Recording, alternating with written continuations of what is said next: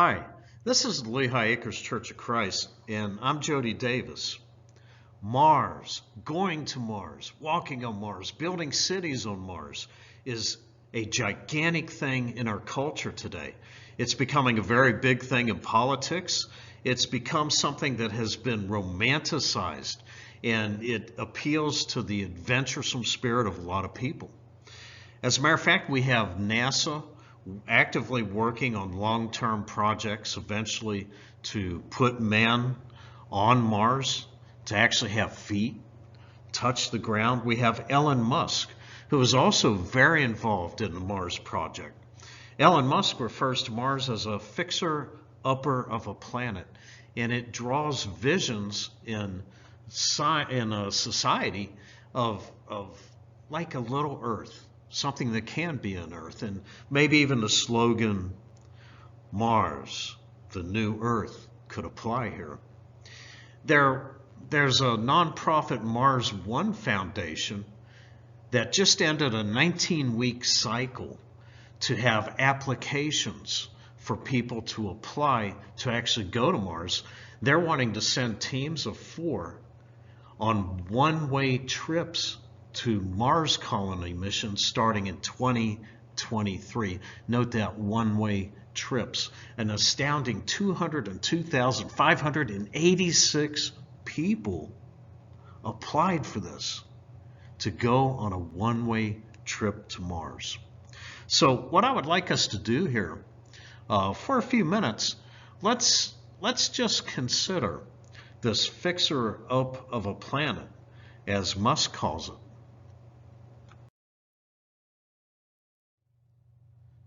So the picture of a friendly planet, the picture of Mars, the new Earth type of thing. What if we wanted to go really experience Mars? What are we going to have to deal with? Well, it's not a very kind place.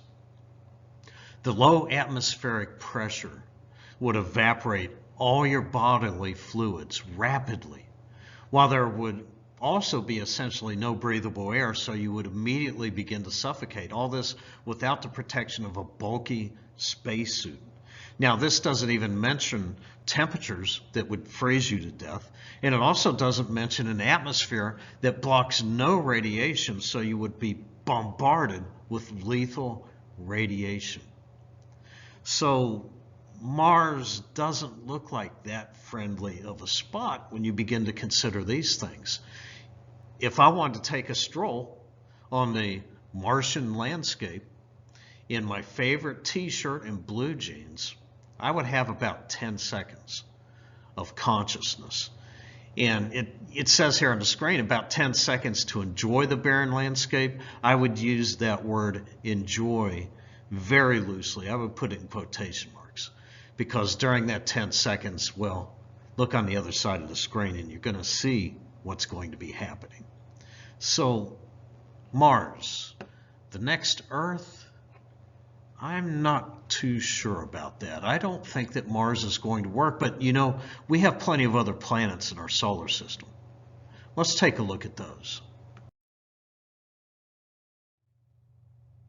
Okay, so we have marked Mars off our list. We got a little red X there on it. It is not very hospitable at all to us. What about the other planets? What about Mercury here? What if we wanted to take a walk on Mercury? Well, we would freeze or bake in 2 minutes or less. And that means really usable seconds or even fractions of seconds without a spacesuit. Now, if you look at Venus, it's closer to the size of Earth. It's closer to the sun, but how would we do there? Well, we'd be squashed within seconds. Not to mention an atmosphere that is totally unbreathable and temperatures that would also bake us very quickly. Well, you know, we still have all these big planets in the outer solar system. They're called gas giants, is a term used for them. What about those? Well, if you could find something that we could even call a surface on these planets, without a spacesuit, taking a leisurely walk, you would be squashed instantly. And we're not even going to look at the asteroids or any of the other planets in our system or anything like that, because it's plain to see that we have where we live. So what about the planet Earth?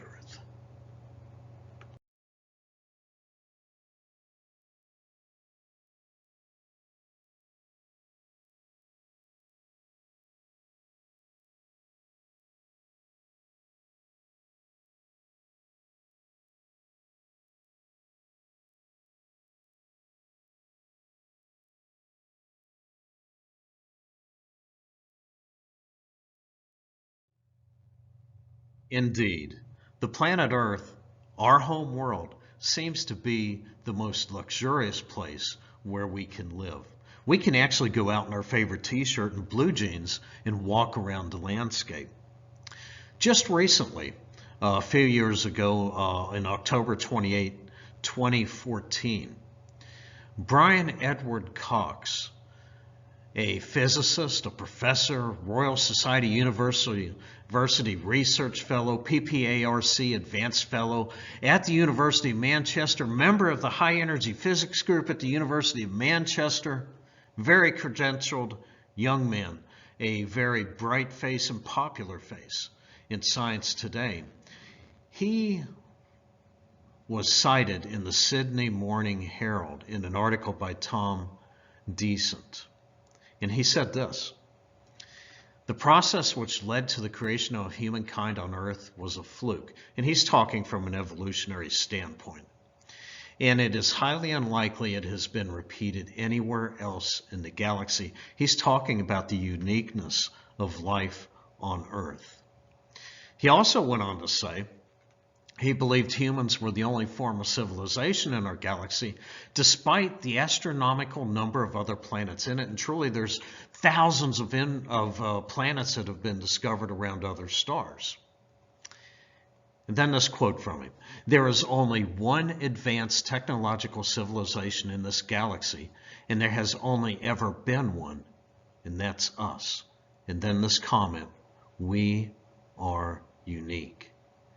Now, Professor Cox is speaking from a scientific view that more than likely does not acknowledge the existence of God, but he has come to a conclusion that also we have.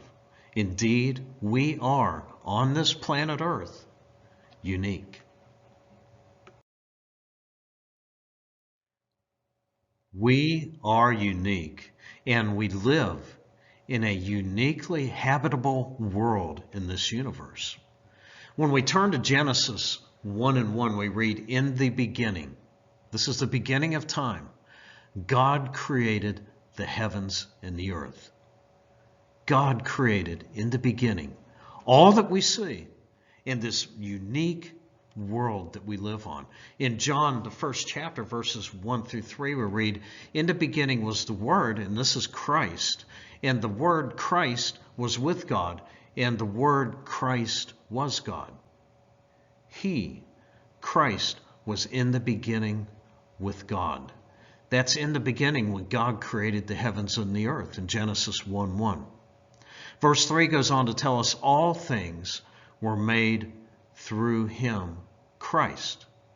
And without him, Christ, nothing was made that was made. In the beginning, God created the heavens and the earth, and all things were made through Christ. Well, what was this universe? What was this earth made out of? When we turn to Hebrews, the 11th chapter, verse 3, we read, the worlds were framed by the word of God. Okay. God created the heavens and the earth. The worlds were framed by the word of God. All things were made through Christ. And then Hebrews 11:3 goes on. The things which are seen were not made of things which are visible. This earth, this universe, all of the stars on it were created from that which is not visible to us in our physical universe. We are unique, And indeed, the world that God has created for us is uniquely suited for us to thrive. And so it is, we have a home. We don't have to worry about all of our bodily fluids evaporating rapidly when we go outside, or being squashed, or being turned into a carbon block from extreme heat. We have a comfortable world. In Genesis 1, verse 26, we read, "Our God saying of mankind, let them have dominion over the fish of the sea, over the birds of the air, over the cattle and all the earth, and over every creeping thing that creeps on the earth." We have a home given to us by God. In verse 27, we read, God created man in his own image. In the image of God, he created him, male and female, he created him. But then going on to verse 28, the charge to Adam and Eve, the charge to mankind, be fruitful and multiply, fill the earth and subdue it. We have a home.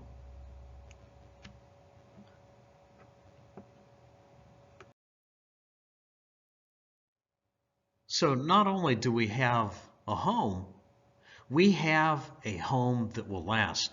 This planet Earth is going to last until its final day is determined by our God, our Creator. When we look at 1 Thessalonians, the 4th chapter, verses 16 through 17, we read about that last day of earth, that last hour of earth, the last moment of this universe. The Lord himself, in verse 16, will descend from heaven with a shout, with the voice of an archangel, and with the trumpet of God.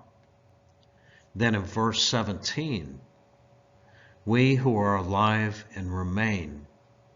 And those are the key words, because they show that there will be Christians on this planet Earth, this habitable planet Earth, this wonderful planet, this awesome planet created by our wonderful, awesome God for us. There will be Christians here on that last day, the last numbered day of existence for the planet. Then we who are alive and remain shall be caught up together with them in the clouds to meet the Lord in the air, and thus we shall always be with the Lord. Not only do we have a home, we have a home that's going to last until its final day. But now for the really good part. This is better than anything else we've looked at so far. And we've seen how good the planet Earth is for us. We don't want to go for a walk anywhere else in the solar system. But we have an invitation to an even better home, a more habitable home, a more comfortable home, a more glorious home, even than this planet Earth. In Acts, the 2nd chapter, verse 38, when Peter, inspired by the Holy Spirit, spoke God's terms to mankind to come to him through Christ, we read this. Then Peter said to them, repent and let every one of you be baptized in the name of Jesus Christ for the remission of sins. Two things here. Repent, be baptized in the name of Jesus Christ, and the end result, remission of sins. Now, as we look at Romans 10:10, we see two other things that are required for us. For with the heart one believes unto or towards righteousness, and with the mouth confession is made unto or towards salvation. When we look at the biblical order of these things, we see simply that we are to believe the word, repent, turn from the world to God in Christ, confess Jesus Christ as the Son of God, be baptized into him. And this is remission of sins. This is salvation. This is becoming a child of God. This is becoming a Christian. This is answering that invitation to a better home. And for those who accept that invitation, there's the charge in Revelation 2:10 to all Christians. The charge in Revelation 2:10 to the church in Smyrna echoes through the ages to you and I today. Be faithful unto death, and I will give you the crown of life. As Christians, answering the glorious gospel call of Christ. We must be faithful, and the end result is the crown of life. The end result is that better home.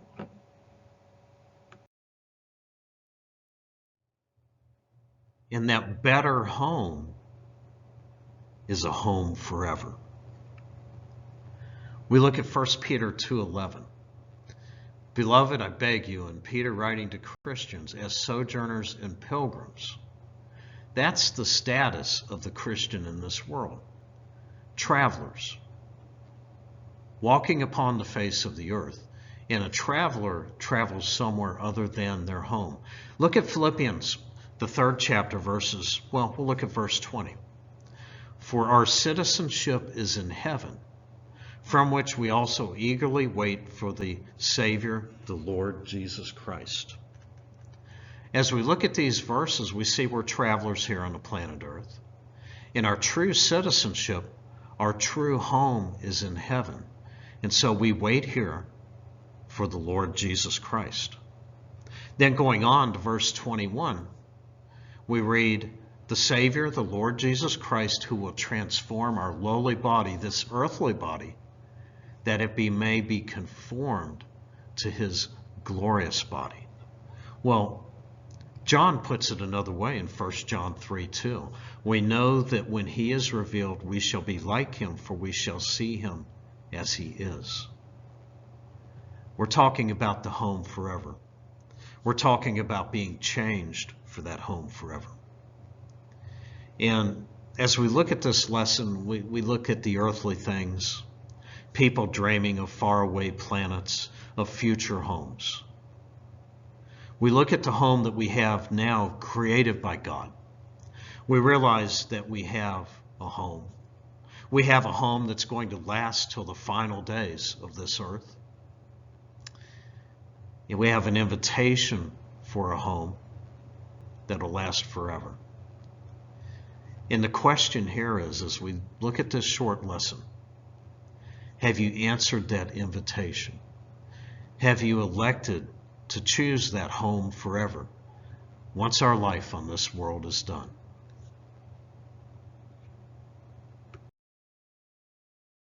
Thank you for joining us in this study.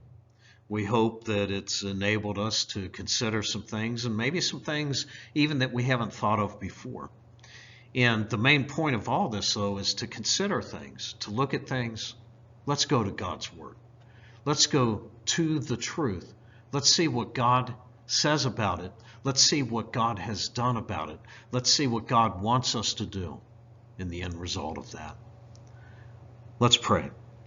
Father, we thank you so much for the blessings you shower down upon us. Father, we thank you for this world that you have given to us to walk upon. This home in the universe which is hospitable to us, which enables us to thrive. Father, we pray that you'll be with us, as many of us are still apart in different homes. We pray that you'll be with us as this virus sweeps across the world.